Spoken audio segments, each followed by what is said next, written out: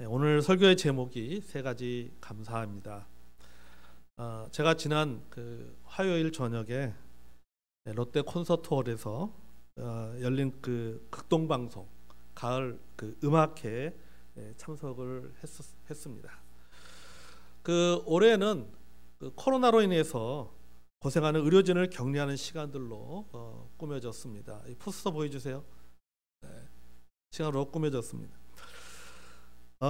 성악가들과 그다음에 가수들이 공연했는데 한결같이 나와서 인사말 하면서 말하기를 뭐라고 말하냐면은 몇 달 만에 관객 앞에 서는 것이 처음이라고 이야기를 했습니다. 특히 대중 가수 알리가 나와서 이렇게 몇 곡을 이렇게 공연을 하면서 이런 얘기를 하더라고요. 이게 지난 3월 이후에 이렇게 열린 공간에서 노래를 부르는 것이 처음입니다라고 이야기하면서 가수로서 관객 앞에서 노래할 수 있는 것이 얼마나 큰 축복인가를 이번에 새삼 느끼게 되었다라고 말하면서 하나님의 은혜에 감사합니다라고 이야기를 하는 것을 들었습니다. 그러니까 이런 고백은 음악회에 출연하는 가수들만이 아니라 관객들도 마찬가지였어요. 모두가 다 너무나도 오랜만에 보는 공연이다. 그렇게 이야기하면서 하나님께 감사한다라는 고백이 여기저기서 이렇게 나오는 것을 들었습니다. 코로나가 우리를 이렇게 힘들게 하고 있습니다. 하지만 우리는 이런 일들을 통해서 우리가 깨닫는 것이 있었습니다. 그것은 바로 뭐냐면은 일상의 감사입니다. 우리의 일상이 얼마나 그게 감사한 것인가를 우리가 깨닫게 됩니다. 그동안 당연하게 생각했던 것들이 당연한 것이 아니라 하나님의 은혜고 감사해야 될 일이고 또한 기적인 것을 우리는 깨닫게 됩니다. 그래서 코로나는 우리에게 주는 메시지가 뭐냐면은 이런 것 같아요. 세상에 당연한 것은 없다. 늘 감사하면서 살라라고 하는 메시지를 코로나가 우리에게 주고 있다라고 생각이 되어집니다. 여러분, 당연한 것은 없습니다. 아멘. 당연한 것은 없습니다. 우리가 모두가 다 은혜고 감사해야 될 일입니다. 성경에 보면요, 감사라는 말이 굉장히 많이 기록되어져 있는데 성경에 나오는 그 감사의 말에는 일관된 관점이 있습니다. 그것은 바로 뭐냐면은 하나님의 은혜에 대한 응답으로서의 감사입니다. 우리가 성경은 여기 감사하라고 말하고 있는데 무엇에 대한 감사냐면은 하나님께서 베푸신 은혜에 대해서 그 응답으로 인간이 해야 될 것은 뭐냐면은 감사해야 된다라고 성경이 일관되게 말하고 있습니다. 우리가 그 근거를 어디서 찾아볼 수가 있는가 하면요, 은혜와 감사라는 어원이 같은 것에서 찾아볼 수가 있습니다. 이 은혜라는 말이 헬라어 원어로는요 카리스라고 하는 단어입니다. 감사라는 단어는 헬라어 원어에 보면은 유카리스토스입니다. 유카리스토스. 감사는 유카리스토스, 은혜는 카리스입니다. 여기 보면 둘 다 카리스라고 하는 단어가 나옵니다. 그러니까 같은 어원에서 출발했다는 것이죠. 이 말은 뭐냐면 하나님은 우리에게 은혜를 베푸십니다. 우리는 하나님의 은혜에 감사로 반응해야 됩니다. 아멘. 그것이 성경에서 말하는 감사의 내용입니다. 오늘 본문도 감사에 대해서 말하고 있습니다. 세 가지 방향으로 감사를 우리가 나누어 보기를 원합니다. 첫째, 마음에 감사합니다. 우리 15절 말씀 다시 읽어볼까요? 자, 시작. 그리스도의 평강이 너희 마음을 주장하게 하라. 너희는 평강을 위하여 한 몸으로 부르심을 받았나니 너희는 또한 감사하는 자가 되라. 아멘. 여러분, 다른 어느 때보다도 지금 우리에게는요 그리스도의 평강이 절실할 때예요. 하나님이 우리에게 주신 그 평강이 너무나도 절실한 시대를 우리는 살아가고 있습니다. 왜냐하면 많은 사람들이 코로나로 인해서 공포와 불안에 떨고 있기 때문입니다. 공포와 불안이라고 하는 그 걱정 속에서 살아가고 있습니다. 지난 11월 3일 서울대학교 보건대학원에서 코로나19 7차 국민의식 조사 결과를 발표했습니다. 그러니까 올해 2월부터요 계속해서 1차, 2차, 3차, 4차에서 계속해서 그 국민들이 어떤 코로나로 인해서 어떤 의식의 변화가 일어나는지를 계속 조사를 하고 있는데 그게 이제 7차까지 온 거예요. 그 지난 11월 3일 날 그래서 7차 조사 결과를 발표했습니다. 그 결과에 따르면요, 국민 불안이 61%가 나왔습니다. 국민 불안이 61%가 나왔습니다. 그 분노가 17%, 공포가 8%, 슬픔이 5%가 나왔습니다. 그러니까 국민이 코로나에서 불안해하는 마음을 갖게 되는 것이 61%라고 하는 것은 뭡니까? 국민 10명 중에 우리나라 국민 10명 중에 몇 명이에요? 6명 내지는 또는 7명이 그 코로나 때문에 불안해한다는 거예요. 그리고 그게 그 수치가 지난 그 2월에 1차 조사 때의 수치보다도 굉장히 높은 수치가 올라갔습니다. 분노의 수치도 증가하고 있는 상태입니다. 초기에 느꼈던 공포와 불안, 이것이 시간이 지나면서 분노로 이어지고 또 혐오로 이어지고 우울증과 무기력감을 낳게 됐고, 우리가 소위 말해서 많이 들었던 말이잖아요. 코로나 블루라고 하는 거, 코로나 우울증 또는 코로나 패닉을 사람 국민들이 앓고 있다라고 말하고 있습니다. 여러분, 다시 코로나가 좀 재확산되고 있습니다. 좀 줄어들는 것 같더니 다시 재확산되고 있습니다. 제가 오늘 아침에 뉴스를 보니까요, 330명이 나왔어요. 오늘. 전국적으로. 방역 단계가 1.5, 서울 쪽은 1.5 올라갔고 또 2단계로 올라갈 거라고 말하고 있습니다. 무증상자도 많아지고 우리가 소위 말하는 깜깜이 감염도 늘어나고 있습니다. 그러다 보니까는 더 불안한 거예요. 그러니까 저도 왠지 모르게 이 서울 쪽에 올라가면요, 괜히 불안해집니다. 그래서 마스크도 더 철저하게 막 써요. 서울 쪽 가면 더 서울 쪽 올라갈 때마다 이번에도 올라가면서 KF94를 쓰고 올라가야 되나, 비말을 그대로 쓰고 올라가야 되나, 막 그런 생각이 드는 거죠. 막 누가 옆에 조금만 재채기를 해도 신경이 쓰이고 말이죠. 그러니까 저뿐만 아니라 아마 우리 성도님들도 그렇고 뭐 대부분의 우리나라 국민들이 다 그런 마음들을 갖고 있을 것 같아요. 늘 여전히 늘 불안하고 걱정. 오늘 부산에서는 몇 명 나왔지? 그거 확인하기 바쁘고. 다행히 오늘 부산에서 1명 나왔더라고요. 이렇게 모든 국민들이 불안해하고 있습니다. 지난 목요일 저녁에 제가 TV를 통해서 그 총균세라고 하는 그 책이 있습니다. 총균세라고 하는 그 책을 쓴 저자인 제럴드 다이아몬드 교수하고 강경화 외교부 장관하고 그 대담하는 프로를 제가 보게 되었어요. 강경화 그 외교부 장관이 코로나가 종식될 것 같습니까? 코로나가 종식되면 어떤 일이 있을 것 같습니까? 라는 그 질문을 그 교수에게 했는데, 그 제럴 다이아몬드 교수가 이렇게 말했습니다. 뭐라고 말했냐면, 코로나는 장기적으로 계속될 것입니다. 이렇게 말했어요. 그리고 코로나가 종식된다 해도 감기처럼 또 다른 변종들이 나오게 될 것이다. PPT 보여주세요. 네. 저분이 이제 제럴드 다이아몬드 교수인데요. 그렇게 했어요. 코로나는 장기적으로 계속 될 것이다. 그러니까 코로나가 종식된다 할지라도 우리가 감기가 계속 늘 머물러 있는 것처럼 감기처럼 또 다른 변종들이 나오게 될 것이다. 이렇게 이야기를 했습니다. 그러니까 이런 말을 들으면요, 우리가 여러 참 낙심이 됩니다. 끝났으면 좋겠는데 지금 백신도 이제 얼마 있으면 백신도 나오고 내년 빠르면 내년부터 접종할 수 있게 되고 그런 얘기도 나오고 치료제 나온다라고 말하고 있지만은, 그런 어떤 백신하고 치료제가 나온다도 거기에 따른 또 다른 코로나의 그런 변종들이 나오게 될 것이다라고 말하고 있는 것이죠. 그러니까 그런 얘기를 들으면은 참 우리가 낙심되고 막 우울해지는 거죠. 좀 끝났으면 제발 좀 좋겠다 말이지. 좀 마스크 좀 집에 있을 때가 제일 편한 것 같지 않습니까? 마스크 안 쓰고 있으니까. 저 목양시 때가 제일 편해요. 마스크 안 쓰고 있었어요. 하루 종일 마스크 쓰면 얼마나 답답한지. 마스크 벗고 싶었어요. 이렇게 마스크 좀 벗고 좀 살고 싶다 말이야. 편하게 살고 싶다. 그런데 그렇게 살고 싶은데 그러려면 코로나가 다 사라져야 되는데, 코로나가 사라지기가 쉽지 않다라고 이런 얘기를 들으면 굉장히 낙심이 되죠. 그런데 여러분 우리가 이런 낙심하고 또 우울해지는 이런 심적인 증상을 이겨낼 수 있는 방법은 저는 하나님 하나밖에 없다고 생각해요. 그게 바로 뭐냐면은 하나님 우리에게 주신 평강이에요.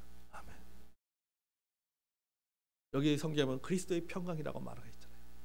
하나님께서 우리에게 주시는 평강, 하나님 주신 그 평강만이 코로나로 인해서 겪게 될 심적인 문제들을 해결해 줄 수가 있습니다. 아멘.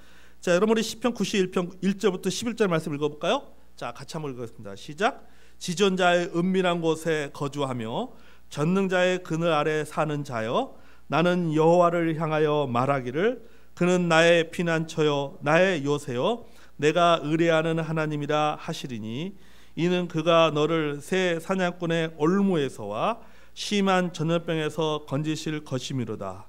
그가 너를 그의 깃에 덮으시니 내가 그의 날개 아래 피하리로다. 그의 진실함은 방패와 손방패가 되시나니, 너는 밤에 찾아오는 공포와 낮에 날아드는 화살과 어두울 때 퍼지는 전염병과 밝을 때 닥쳐오는 재앙을 두려워하지 아니하리로다. 1000명이 내 왼쪽에서 10,000명이 내 오른쪽에서 엎드러지나 이 재앙이 내게 가까이 하지 못하리로다. 오직 너는 똑똑히 보리니 악인들이 보응을 내가 보리로다. 내가 말하기를 여호와는 나의 피난처시라 하고 지존자를 너의 거처로 삼았으므로 화가 내게 미치지 못하며 재앙이 내 장막에 가까이 오지 못하리니, 그가 너를 위하여 그의 천사들을 명령하사 내 모든 길에서 너를 지키게 하심이라. 아멘. 여러분 시편 91편 1절부터 11절의 말씀은요, 우리가 이 코로나 시대를 보내면서요, 우리 성도님들이 꼭 암송했으면 좋겠어요. 암송하지 못하더라도 늘 아침마다 일어나서 여러분 이 말씀을 읽으세요. 낮에 퍼지는 전염병으로부터 하나님이 우리를 지켜주실 것이다. 아멘. 이 시편 90편 말씀을 가지고 여러분 기도하세요. 이것을 여러분의 말로 바꾸어서 여러분의 자녀들을 위해서 기도하고, 여러분의 가정을 위해서 기도하고, 여러분이 일하고 있는 그 일터를 위해서 여러분 기도하시기를 바랍니다. 아멘. 이 말씀을 주장하고 살아가시기를 바랍니다. 여러분, 하나님께서 코로나로부터 지금까지 우리를 지켜주셨습니다. 아멘. 하나님께서 우리 가정을 지켜주셨어요. 하나님께서 우리 자녀들을 지켜주셨어요. 하나님께서 우리 교회를 지켜주셨습니다. 코로나 우울증으로부터 해방시켜 주셨습니다. 여러분, 염려하거나 걱정하지 않게 하셨다는 것입니다. 하나님의 평강과 보호하심이 우리 안에 있습니다. 아멘. 그러므로 여러분 하나님 앞에 감사하시길 바랍니다. 아멘. 그래서 여러분, 우리 코로나 시대에 특별히 올해 2020년 추석 감사절은요, 저는 우리에게 더 특별한 의미가 있다고 생각합니다. 우리가 더 감사해야 돼요. 빌립보서 4장 6절 7절 말씀 읽어보겠습니다. 시작. 아무것도 염려하지 말고 오직 모든 일에 기도와 간구로 너희 구할 것을 감사함으로 하나님께 아뢰라. 그리하면 모든 지각에 뛰어난 하나님의 평강이 그리스도 예수 안에서 너희 마음과 생각을 지키시라. 아멘. 여러분, 하나님의 약속입니다. 아멘. 불안하면 감사함으로 기도하라고 하는 거예요. 걱정스러우면 기도하라는 겁니다. 우울하면 기도하라는 거예요. 화가 나면 기도하라는 것입니다. 하나님 앞에 감사함으로 기도하시기 바랍니다. 왜냐하면 기도할 때 하나님께서 우리에게 뭘 주십니까? 평강을 주십니다. 아멘. 하나님의 평강이 내 마음을 지켜주시고, 하나님의 평강이 내 생각을 지켜주시는 것입니다. 그러므로 여러분, 코로나 위기 속에서도 우리 마음에 평강을 주신 하나님 앞에 감사하시기 바랍니다. 아멘. 둘째는요, 입술에 감사해요. 16절 볼까요? 자, 읽어보겠습니다. 시작. 그리스도의 말씀이 너희 속에 풍성히 거하여 권면하고 시와 찬송과 신령한 노래를 부르며 감사하는 마음으로 하나님을 찬양하고. 아멘. 여러분, 감사도요, 지, 정, 의, 이렇게 세 가지로 정의해 볼 수 있어요. 지는 뭐냐면요, 감사할 것이 무엇인지를 알고 깨닫는 것입니다. 내가 감사하려고 하면 뭐가 하더래요? 감사할 내용이 무엇인지, 감사의 제목이 무엇인지를 알아야 될 거 아니에요. 이 본문에 보면은 그리스도의 말씀이 너희 속에 뭐 한다고요? 풍성히 거한다. 하나님의 말씀이 내 속에 풍성히 거한다라고 하는 것입니다. 여러분, 우리가 하나님의 말씀을 들을 수 있고 읽을 수 있고 묵상할 수 있고 나눌 수 있다는 것은요, 우리가 하나님 앞에 감사해야 될 제목입니다. 아멘. 특별히 우리가 이 시대에 우리가 여러 가지 모임을 가질 수 없는 상황 속에서 내가 하나님 말씀을 들을 수 있고 하나님 말씀을 공부할 수 있고 하나님 말씀을 묵상할 수 있다라고 하는 것은, 그것은 우리가 하나님에 진짜 우리가 감사해야 될 제목이에요. 여러분이 하나님의 말씀이요, 나로 하여금 오늘을 살아갈 수 있는 에너지를 주는 것입니다. 하나님의 말씀이 능력이에요. 하나님의 말씀이 없으면은요, 우리는 오늘을 살아갈 수가 없어요. 그래서 내가 오늘을 살아갈 수 있는 것은 하나님의 말씀이 내 안에 있기 때문에 살아갈 수가 있는 겁니다. 아멘. 욥은 이렇게 고백합니다. 욥기 23장 8절에서 11절 말씀입니다. 같이 한번 읽어보겠습니다. 자, 시작. 그런데 내가 앞을 가도 그가 아니 계시고 뒤로 가도 보이지 아니하시며 그가 왼쪽에서 일하시나 내가 만날 수 없고 그가 오른쪽으로 돌이키시나 배울 수 없구나. 그러나 내가 가는 길을 그가 아시나니 그가 나를 단련하신 후에는 내가 순금같이 되어 나오리라. 내 발이 그의 걸음을 바로 따랐으며 내가 그의 길을 지켜 치우치지 아니하였고 내가 그의 입술의 명령을 어기지 아니하고 정한 음식보다 그 입의 말씀을 귀히 여겼도다. 이렇게 고백합니다. 자, 여러분, 욥이 뭐라고 말합니까? 욥이 그가 상황이 앞을 가도 하나님 보이지 않고 옆에도 하나님 보이지 않고 뒤도 하나님 보이지 않는다라고 말하고 있는 것이죠. 그런 어려운 상황 가운데서도 그래도 그가 그 걸음을 치우치지 아니하고 그가 내가 일정한 길을 걸어갈 수 있었던 것은 그 뭐예요? 그가 뭐예요? 일정한 양식보다도 하나님 말씀을 귀히 여겼도다. 하나님 말씀이 있었기 때문에 그 하나님 말씀을 해서 그는 감사하는 삶을 살았던 것이죠. 여러분, 하나님 말씀이 우리 속에 있으면 감사하시길 바랍니다. 아멘. 여러분, 지가 감사할 것이 무엇인지 알고 깨닫는 것이라면요, 정은요, 감사를 마음으로 느끼는 겁니다. 아멘. 여러분, 이 감사라고 하는 이 그 한자가 느낄 감자하고 사리할 사자로 이루어졌어요. 느낄 감자와 사리할 사자. 그러니까 뭐예요? 마음으로 느껴야지만이 감사할 수가 있는 것이죠. 내가 마음으로 느끼지 못하면 감사할 수가 없는 것이죠. 그 마음을 느끼고 그 마음으로 느낀 그 고마운 마음을 살해하라는 뜻이에요. 여러분, 감사하기 위해서는요, 마음으로 느껴야 됩니다. 오늘 본문에도 보면 감사하는 마음으로 표현하라 이렇게 말했잖아요. 감사하는 마음으로.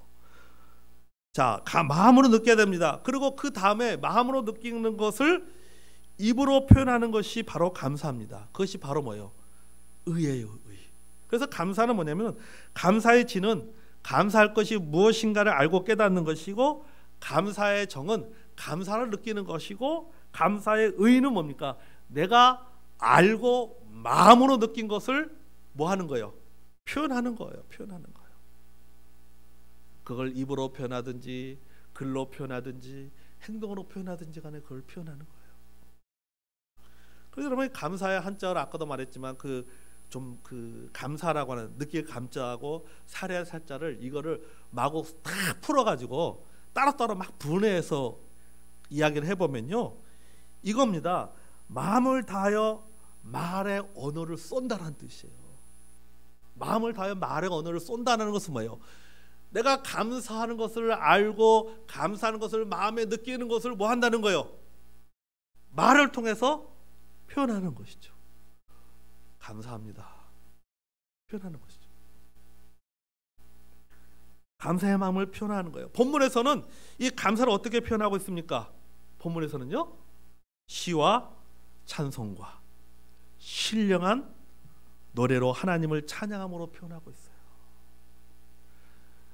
그 하나님께 주신 그 은혜에서 감사하고 그 감사를 마음에 느끼면서 그것을 입술로 어떻게 표현하냐면은 시로 표현하고 찬양으로 표현하고 노래로 하나님 앞에 표현하고 있는 것을 보게 됩니다. 여러분, 입술의 표현으로 감사의 열매를 맺어야 됩니다. 아멘. 감사를 꼭 말로 해야 됩니까? 라고 생각하지 마시기를 바랍니다. 당연히 감사는 살해하는 거라 그랬어요. 그럼 감사는 표현돼야 되는 거예요. 표현. 여러분, 하나님은 우리에게 말씀하고 계셔서 너희들은 감사를 표현하라고 했잖아요. 우리가 주보에다가 감사의 제목을 기록할 란을 만들어놨습니다. 7개를 만들어놨어요. 주보 한쪽에. 여러분 여기에 기록해 보세요. 이따 나중에 집에 가져가서요 한번 기록해 보세요. 입술로 내가 하나님 앞에 감사할 것이 무엇인가 입으로 말하면서 한번 기록해 보세요. 7가지 더 넘겠죠. 뭐 생각해 보면 얼마나 많겠습니까? 우리 하나님 앞에 감사될 것이요. 그러잖아요. 오늘 추수감사 예배인데 뭐 이런저런 이유에서 우리 많은 성도님들이 예배에 빠진다라고 이야기를 들었습니다. 뭐 전화 오시기도 하고 그랬어요. 제가 그 얘기 듣고는 뭐예요? 그래도 하나님 감사합니다. 그랬어요. 그래서 하나님 감사합니다. 왜요? 그래도 예배 드릴 수 있으면 감사합니다. 여러분, 우리가 감사할 거 생각하면요, 내가 생각해보고 기록해보면요, 쓸 게 너무 많은 거 너무 많아. 여러분, 우리가 왜 평상시에도 하나님 앞에 헌금을 드리면 왜 우리가 추수 감사 헌금을 드립니까? 특별하게 감사를 더 표현하는 거죠. 하나님 앞에. 여러분, 감사와 감동은요, 아까 말했지만 느낄 감자를 씁니다. 똑같은 한자를 쓰고 있는 것이죠. 그러니까 느껴서 마음이 움직이는 것입니다.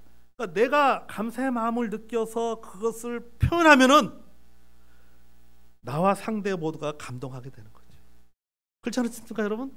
내가 누군가로부터 선물을 받으면, 은혜를 받으면 감동받잖아요. 그 감동이 나한테만 머물러 있지 않는 것이 아니라 내가 받은 그 사람으로부터 받은 그 감동을 내가 다시 표현합니다. 감사합니다라고 표현하면 그 사람도 뭐 받는 거예요? 감동받는 거예요. 감동받는 거예요. 그러니까 나도 감동받고 내가 그 감사를 표현하면 상대도 감동받는 거예요. 근데 내가 그 감사를 표현하지만 그 감동은 누가 받는 거예요? 나만 받는 거예요. 그 감동은 나만 받는 거예요. 근데 내가 받은 그 감동을 표현하면 내가 표현한 나도 감동받고 상대도 감동받는 거예요. 서로가 감동받습니다. 여러분, 행복이 별겁니까? 거기에 행복이 있는 겁니다. 아멘. 네. 그러므로 여러분, 감사를 입술로 표현하시기를 바랍니다. 아멘. 자, 셋째는요, 일상에 감사합니다. 첫째는 무슨 감사? 마음의 감사. 둘째는 입술의 감사. 셋째는 일상에 감사합니다. 자, 17절 볼까요? 자, 17절 읽어보겠습니다. 자, 시작. 또 무엇을 하든지 말에나 일에나 다 주 예수의 이름으로 하고 그를 힘입어 하나님 아버지께 감사하라. 아멘. 또 무엇을 하든지 말에나 일에나. 여러분, 이것이 우리의 일상 아닙니까? 말하는 것, 일하는 것, 무엇을 하는 것, 이게 우리의 일상, 살아가는 일생입니다. 특별함이 없는 반복적인 일상이잖아요. 늘 말하고 늘 일하고 늘 이것저것 하고. 특별한 것이 아닙니다. 우리의 일상입니다. 우리의 반복입니다. 그러다 보니까는 이런 것들이 우리의 일상이고 반복이 되다 보니까는 우리는 뭐라고 생각하는 거예요? 이걸 너무도 당연하게 생각하잖아요. 그러다가 코로나를 겪으면서 우리가 느낀 게 있어요. 무엇을 하는 것, 말하는 것, 일하는 것, 이것이 당연한 것이 아니구나. 와, 이것이 하나님의 은혜이구나. 진짜 하나님 우리에게 주신 선물이구나. 감사될 제목이구나 라고 하는 것을 따라보겠습니다. 뼈저리게 느끼고 있다. 그렇죠? 진짜 감사할 제목이라는 것을 뼈저리게 느끼고 있어요. 이게 일상이 당연한 것이 아니라 감사할 제목이라고 하는 것을 뼈저리게 느끼고 있습니다. 헨리 나우엔이 이런 말을 했습니다. 가장 깊은 의미에서 감사는 삶을 고맙게 받아야 할 선물로 산다는 뜻이다. 이 말은 뭐냐면 내게 주어진 삶 그 자체, 내가 매일매일 반복적으로 살아가는 그 일상 자체가 하나님이 내게 주신 선물이구나 라고 하는 그런 마음으로 고맙게 여기며 살아가는 것이, 그것이 가장 깊은 의미에서의 뭐예요? 감사의 삶이라고 하는 것이죠. 그러니까 우리는 매일매일 감사의 삶을 살고 있는 거예요. 하나님이 우리에게 주신 선물이에요. 내가 말할 수 있다는 것 선물입니다. 일할 수 있다는 것 선물입니다. 무엇을 할 수 있다는 것은 큰 선물이에요. 여러분, 감사의 반대말이 뭔지 아십니까? 감사의 반대말은요, 따르겠습니다. 당연시. 감사의 반대말은요, 당연시예요. 당연하게 여기는 거예요. 당연한 거 아니야? 그거 당연하게 해야 되는 거 아니야? 그거 당연한 것이잖아. 여러분, 당연한 일이라고 말하는 순간요, 감사하는 마음은 없어요. 여러분, 당연한 일인데 어떻게 감사할 수 있습니까? 내가 밥 먹는 것이 당연한 것인데 어떻게 감사할 수 있습니까? 내가 일하는 것이 당연한 것인데 어떻게 감사할 수 있습니까? 내가 말하는 것이 당연한데 어떻게 감사할 수가 있습니까? 여러분, 우리 일상에 당연한 것은요, 하나도 없어요. 진짜 하나도 없습니다.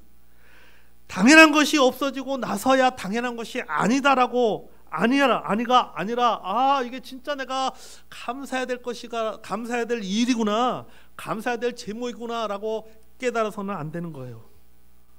그 전에 따라했습니다. 있을 때 감사해야 된다. 아멘. 여러분, 있을 때 감사해야 돼요. 당연한 것을 잃어버리고 나서 아이고 그게 참 감사하는구나 깨닫지 말고 뭐 하라고? 있을 때 감사해야 돼. 내가 건강할 때 감사해야 됩니다. 아멘. 내가 일할 수 있을 때 감사해야 돼요. 내가 공부할 수 있을 때 감사해야 돼요. 내가 걸어 다닐 수 있을 때 우리가 감사해야 됩니다. 아멘. 제가 말씀을 이렇게 오늘 이 말씀을 준비를 하면서 감사에 대해서 여러 가지 것들을 생각해 보게 됐는데요. 이 감사를 뜻하는 그 영어 단어 중에요, appreciate라고 하는 단어가 있습니다. appreciate라고 하는 단어가 있어요. 이 appreciate라는 단어는요, 찾아보니까요, 두 가지 의미가 있어요. 하나는 뭐냐면 어떤 사건에 대해서 당연하게 생각하지 아니하고 감격스러워한다라는 뜻이 있어요. 여러분, 그렇잖아요. 우리가 매사에 당연시 마음을 거두게 되면은 모든 일에 대해서 보면 감격하게 되는 거죠. 감격하게 되니까 뭐 하게 되는 거예요? 감사하게 되는 거죠. 감동하게 되니까는 감사하게 되는 거죠. 그렇지 않습니까? 또 하나의 의미는 뭐냐면 가치가 오른다라는 의미예요. 가치가 오른다. 여러분이가 돈을 은행에 넣어두면요, 이자가 붙어서 돈의 가치가 올라갑니다. 이런 것처럼 여러분, 우리가 살아가는 그 일상에 대해서 감격스러워하면은 그것의 가치가 올라가는 거예요. 하나님의 은혜에 감사하면요, 은혜의 가치가 올라갑니다. 내가 부모님께서 내게 베푸신 그 부모의 사랑에 감사하면요, 그 부모의 사랑에 대한 가치가 올라가는 거예요. 내가 섬김에 대해 감사하면요, 섬김의 가치가 올라가는 것입니다. 사랑의 수고에 감사하게 되면요, 그 수고의 가치가 올라가게 되는 거예요. 내가 예배드림에 감사하면요, 예배의 가치가 올라가는 것입니다. 자, 이렇게 내가 감사합니다 하면서 내가 감사하는 그 내용에 대해서 그 가치가 올라가게 되면은 그 가치에 대한 최종의 혜택은 누가 받느냐 하면요, 감사하는 자가 받습니다. 아멘. 그러니까 여러분, 감사합니다. 감사하면 가치가 올라간다. 아멘. 그렇잖아요. 우리가 누군가 나한테 선물을 주면요, 뭐 이거 당연한 거 아니야? 그게 아니라 그 선물에서 감사합니다 하면요, 이 선물의 가치가 어떻습니까? 이게 확 올라가는 거예요. 이게 돈의 가치가 아니에요. 얼마짜리 선물이냐는 그 가치가 아니라 뭡니까? 그것을 통해 느끼는 심리적인 가치가 올라가는 거예요.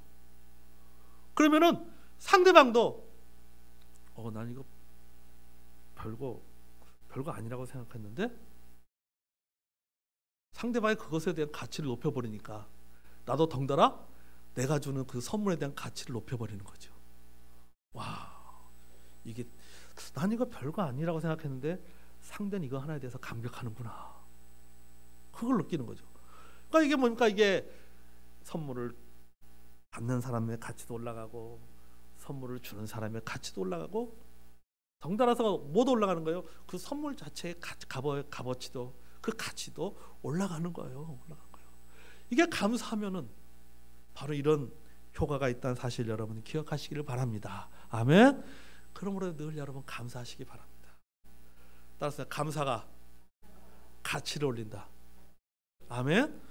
우리가 일상생활에서 일상에서 밥 먹는 거, 내가 일하는 거, 아까 말했지만은 무엇을 하든지 말에나 일에나 그래서 감사하는 삶을 살게 되면은 그것에 대한 가치가 올라가는 거죠. 그 목사이면서 심리학자인 돈 베이커 박사가 감사요법이라는 책을 썼는데요. 그 감사요법이라는 책에서 그가 이렇게 말했습니다. 감사가 환경을 변화시키지는 못하나 사람의 태도는 변화시킨다 이렇게 했습니다. 그러니까 환경은 바뀔 수는 없지만은 그 사람의 태도는 바꿔놓을 수 있다라고 말하고 있는 것이죠. 뭐가요? 감사가 그렇게 만들 수 있다라고 하는 거죠. 그래서 그는 말하기를 뭐라고 말하냐면 감사가 나쁜 환경과 악한 환경을 변화시키지는 못하지만은 사람이 감사하면서 살게 되면 마음과 의식이 바뀌어져 삶의 태도가 변화되고 그래서 그 사람의 삶까지도 변화된다라고 그 책에서 그렇게 이야기했어요. 예를 들어서 이런 겁니다. 그의 말에 따르면 그대로 말하면 손발이 없는 사람이 아무리 감사하면서 산다고 해서 그가 정상인이 될 수는 없어요. 그렇잖아요. 신체적인 장애가 있는 사람이 아무리 감사합니다 해서 그 신체적인 장애가 해결되는 게 아니에요. 그는 감사하면서 산다 하더라도 여전히 신체적인 장애를 가지고 살아갈 수밖에 없습니다. 그러나 손발이 없어도 신체적인 장애가 없는 사람이 감사하면서 살면은 정상인보다도 더 행복하게 살 수가 있는 겁니다. 아멘. 환경은 바꿀 수는 없지만은 그러나 그 환경 속에서도 뭘 살 수 있는 거예요? 행복하게 살 수가 있는 거예요. 행복하게 살 수. 여러분 우리가 잘 아는 성악가 중에요. 안드레아 보첼리가 있습니다. 그는요 10살 때 그 공을 맞아 시력을 잃어버렸어요. 기가 막힌 상황이죠. 그러나 그는 그 과정들을 극복을 했습니다. 그가 그렇게 말했어요. 내가 시력을 잃게 된 것에 대해서 슬퍼할 시간은 내게 일주일이면 충분했습니다. 그랬어요. 나는 일주일 후에 내가 이제는 볼 수 없다는 상황을 인정하고 받아들였습니다. 그리고 시력은 잃었지만 내가 살아있는 것에 대해서 감사했습니다. 왜냐하면 나를 살아계신 하나님께서 내 인생을 책임져 주실 것이라는 믿는 그 믿음을 내가 가지고 있었기 때문입니다. 그는 하나님에 대한 그런 믿음을 통해서 감사의 마음을 가졌습니다. 그리고 앞을 보지 못했지만은 자신을 긍정적으로 생각했어요. 그리고 열심히 공부했습니다. 변호사가 되었습니다. 변호사가 된 후에 그는 어렸을 때부터 그가 늘 하고 싶었던 것이 있었어요. 그 노래를 부르고 싶었어요. 노래를 부르고 싶어가지고는 늘 열심히 노래 공부를 했습니다.